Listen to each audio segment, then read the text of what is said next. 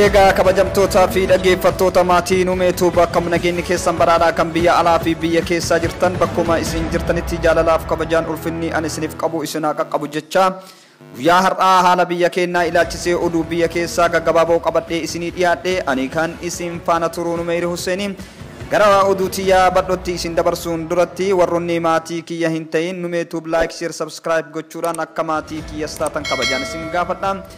Amma gara oduu qabadhee dhufetti isin dabarsaa nafaana bu'am.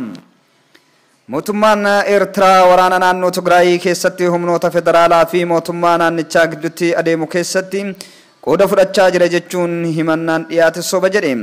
Mootummaan naannoo Tigraay waraana humnoonni federaalaa gaggeessaa jiru keessatti loltoonni Eertiraa guyyaa kibxataa mootummaa federaalaa deeggaruun daangaa cabsanii seenanii jiru jedhe. Pirezidaantiin mootummaa naannoo Tigraay Dabratsiyoon Gabra Mikaa'el ibsa kibxata kenneen osoo nuti humna federaalaa lolaa jirru karaa duubaa loltoonni mootummaa Eertiraa galuun humarratti haleellaa raawwatanii jiru jedhe. Himannaa Eertiraan naannoo Tigraayitti ce'uun mootummaan federaalaa deeggaruun loltoota Tigraay irratti waraana bante jedhu kana mootummaan Eertiraa kijiba ittiin jedhee jira. Ministeerri Hajaa Alaa Eertiraa Usmaan Sahalaa lolli kun waraana keessatti waraana kana keessa qooda hin qabu jechuun Rooyitersitti himaniiru.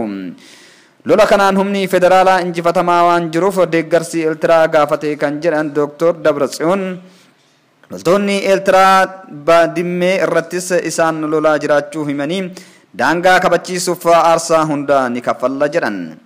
Himannaan dhugaa ta'uu isaa qulqulleeffachuu hin dandeenye kana ilaalchisee raayyaan ittisa biyyaa deebii kennee jira. Hoogganaan indoktireeshinii raayyaa ittisa biyyaa Meejor Jeneraal Mohammad Tasammaa himatanii Dabratsiyoon kijiba jedhan. Humni naannoo Tigraay kuni guyyoota darban dhaadachaa turu kan jedhan Jeneraaltichi amma haleellaan jajjabduun irra ga'ee jennaan fakkarsii hangisuun milkaa'u dinnaan yaadni ittiin burjaajessan qabatanii dhufan jechuun loltoonni Eertiraa waraana kana keessatti kan hin hirmaanne ta'us ibsan. Loltoonni Itoophiyaa naannoo daangaa Tigraayitii fi dhaabbileen idila addunyaa lolli mootummaa federaalaa fi humni naannoo Tigraay bulchu gidduutti adeemsisaa jiru. Biyya gara wal waraansatti naannoo gaafa Afrikaa rakkoo tasgabbii dhabuu jabatti geessan jechuu waraanni kun akka dhaabatu dhiibbaa gochaa jiru. Durataan Komishinii Gamtaa Afrikaa Muusaa Faqii Maataa ibsa guyyaa kibxataa baasaniin qaamoleen lamaan waraana dhaabanii rakkoo jiru mariin akka furamu waamicha godhamaa ture.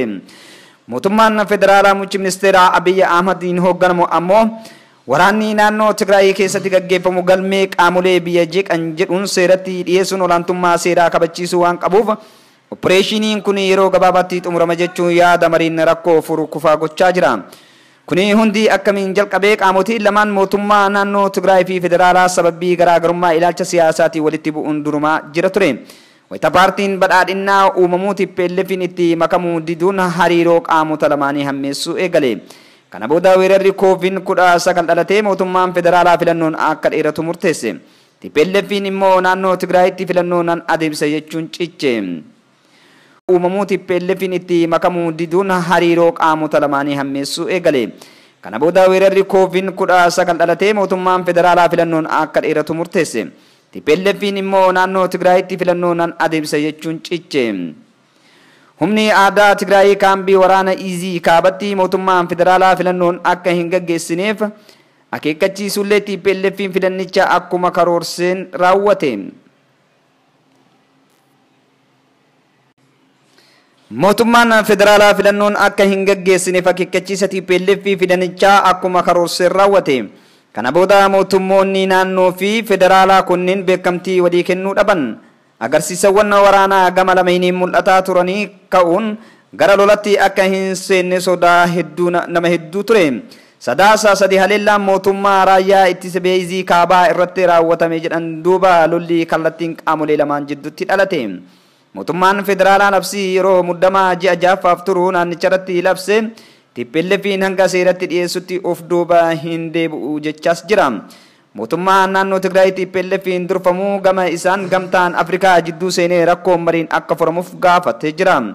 Hawaasni idil addunyaa namoota nagaaf jecha lola dhaabbate waldhabdeen mariin akka furamu dhiibbaa gochaa jiru.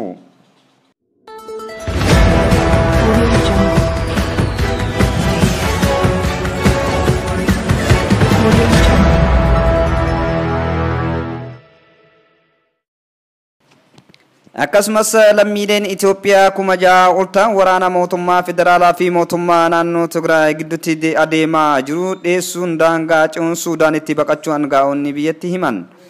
Tajaajilli oduu Suudaan yookaan Suunaa namootni waraana kanaan baqatan naannoo biyyattii Alqaadarii fi jedhamutti baqachaa akka jiran jiraattotaa fi aangaa'otni naannichaa wabeeffachuun gabaasee jira. Lakkoofsi namoota baqachaa jiranii dabalaa waan jiruuf aangaa'otni naannichaa komishinii baqattoota Suudaan waliin ta'uun bakka qubannaa fi deeggarsa barbaachisu qopheessee akka jiran Suunaan gabaaseera. Aangaa'otni Suudaan guyyoota dhufan keessatti lakkoofsi namoota daangaa ce'uun gara Suudaanitti baqatanii hanga namoota 200,000 ga'u akka malu tilmaamuun qophii gochaa jiru. Waa'een namoota lolaa kanaan qe'ee irraa buqqa'anii ilaalchisee mootummaan federaalaas ta'ee mootummaan naannoo Tigraay amma dura waan jedhan hin qaban. Dhaabbanni biyyoota gamtoomanii namoonni hanga miiliyoona 9 balaa qe'ee irraa buqqa'uuf saaxilamuu malu jedheera.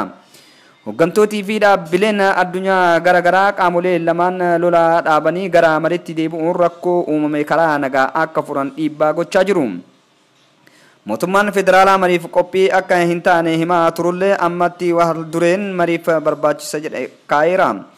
Koree labsii yeroo mudamaa mootummaan federaalaa Tigraayitti labsameef dubbii himaa kan ta'an obbo Rudwaan Huseen mootummaan federaalaa fi aangaa'onni naannoo Tigraay gidduutti mariin gaggeessuuf haal dureewwan kaa'aniiru. Meeshaalee waraanaa loltoota TPLF saaman yoo mancaafaman namootni harka loltoota TPLF jiran yoo gadhiifamanii fi kanneen raayyaan ittisa biyyaa haleelu keessatti qooda qaban seeratti yoo dhiyaatan mariif carraan jiraachuu akka danda'us ibsan. Waraanni humnoota mootummaa federaalaa fi kan naannoo Amaaraa waliin ta'uun humna aadaa fi milishaa naannoo Tigraay waliin ittiin jiran erga eegale torbee tokko darbee jira. Hanga ammatni lolaa kanaan lubbuun namaa darbessa ta'ee miidhaan dhaqqabe qulqulleessanii beekuun rakkisaadha jiran. Haa ta'u malee gara lameenuu namootni dhibbootaan lakkaa'aman du'uun dhagahamee jira. Raayyaan ittisa biyya Itoophiyaa amma yoonatti hidhamtoota Tigraay 550 ajjeesee jira jedha. Mootummaan naannoo Tigraay lakkoofsa namoota ajjeefaman jedhamee irratti yaada hin kennine. Gama humnoota mootummaa federaalaatiinis loltoonni hedduun ajjeefamuu hooggantoonni raayyaa ittisa biyyaa himaa jiru. Egaa kabajamtootaa fi dhaggeeffattoota maatii numeetu boorri taatan hundinuu oduun kiyya guyyaa har'aatiif qabadhee kanumaan goolabaa hanga oduu biraatii walitti deebinutti nagayaan tura.